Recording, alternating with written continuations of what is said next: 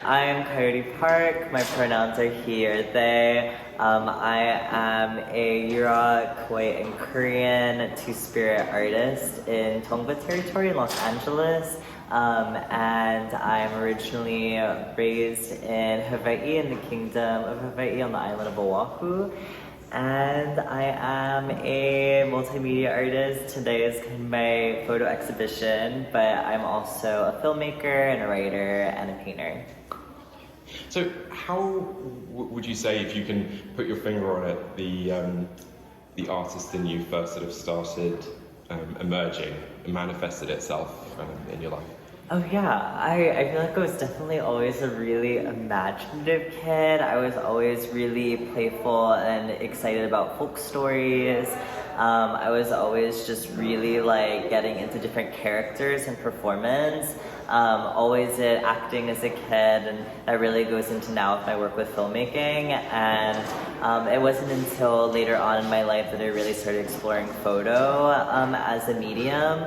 And it was just something with like disposable cameras as a kid, and then moving into like learning about film processes in high school, that I really started diving into that and like making images with the people that were immediately in my life. And so in terms of putting yourself in your own work, how far has it enabled you to explore your own identity through your art? Yeah, I really started making self-portraits of myself after my top surgery. Before that, I was doing a lot of portraits and like nightlife photo, a lot of editorial and fashion, and just documenting and creating portraits and uplifting other artists. And then it wasn't until I started feeling a little bit more comfortable in my own skin and really being able to want to create like a moment in time with that. I was like, oh, there's only one time I really see myself getting this specific procedure, and I was just held in so much care with my chosen family. And one of my first images is this image called Caretaking with my brother Nassim, where my trans brother, who's coming tonight, is holding me as they tended to my wounds from top surgery. And so it really became this kind of moment where I was like, whoa, I don't see myself anywhere. I don't see other two-spirit people in photos, in movies. And I was like, what is ways that I can just do that for myself rather than always like waiting for there to be that. And that's what really started that journey for me. And tell us a bit about your exhibition that's opening at the Leslie-Lohman on February 3rd. Yeah, so we're here at I Love You Like Mirrors Do. It's a show that is all self-portraits with my chosen family, but specifically past, present, ongoing lovers. I am polyamorous, so a lot of the images are photos with my wife, with my sweetie, with my boyfriend, with past lovers that are now really close friends. And it's really a show that's being able to make images that that really like show that connection. What does it mean when you find people in your life that truly see you, and how that goes like beyond words. And what were some of the inspirations behind the work that you have selected for the exhibition?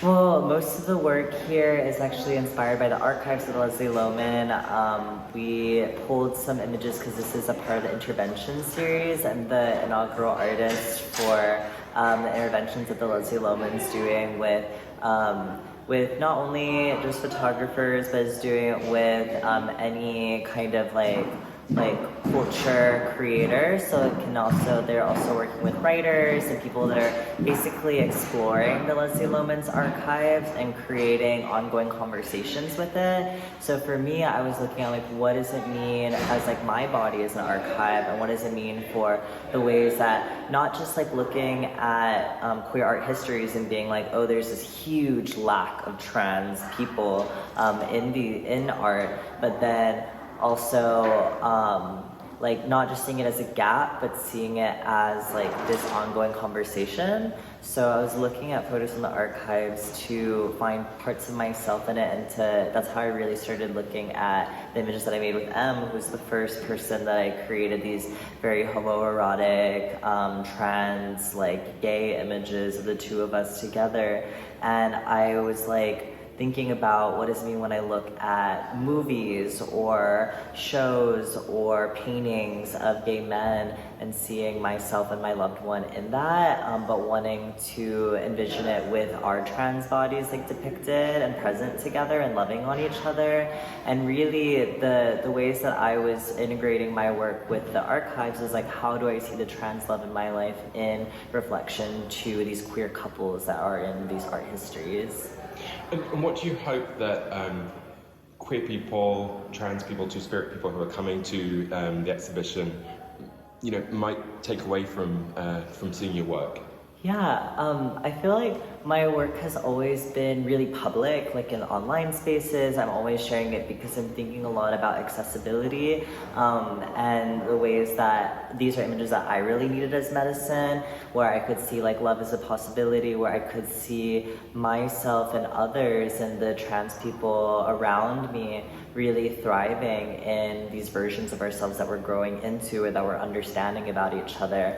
And I really wanted this space to be something where other trans and queer people can move through it and feel like they themselves, like that love and like that pleasure is like all around them, and that it isn't just a potential, it isn't just a possibility, it's this far off thing that we're trying to find or grow towards, but it's like within us, and it's like it's always like in our corner. And I think that's also what brings me back to the self-portrait work, is really what does it mean to like, I know it's so cheesy, but like make my body a home, or what does it mean to like find that like self-love, but it is something that really it like that's what brings you to people that you have that reciprocity with, because you're able to like share that light with one another. And I want people to come into this space and feel like, with all that's against us, with all that we've been experiencing, with all of the shame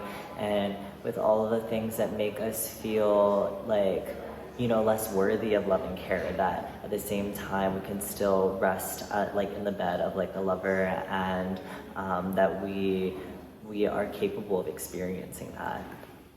And is there an artist working in any medium whose career has inspired you, or they've just inspired you by who they are as a person?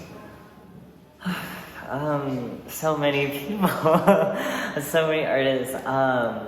Oh my gosh. Well, I feel like for photography, I've been really inspired by Momo Okabe, who photographed a lot of her relationships with trans men in Japan in the early 2000s, and just seeing the ways that she showed her lovers' transitions, and specifically with gender-affirming surgery and care.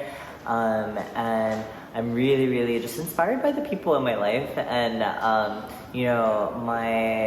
my boyfriend Bones, who's in this show, they're really, really amazing multimedia artists and performer, and the way that they work with emotions and the way that they're able to cultivate this environment where people can come in and feel like, oh, I'm around my people, is so magical. And my wife is a filmmaker and she's a director, and we're collaborating together, so I'm always moved by the people that are around me. And my best friend, who isn't in this show but has been in my early work in the image that upholding me during top surgery, is a tattooer, and seeing the ways that they make people feel comfortable in their skin and the way that they've done that for me as well. And I feel like all the artists in my life, I see them as alchemists, and it's just something that it really keeps me going, is knowing those people, and it really channels into my own practice as well.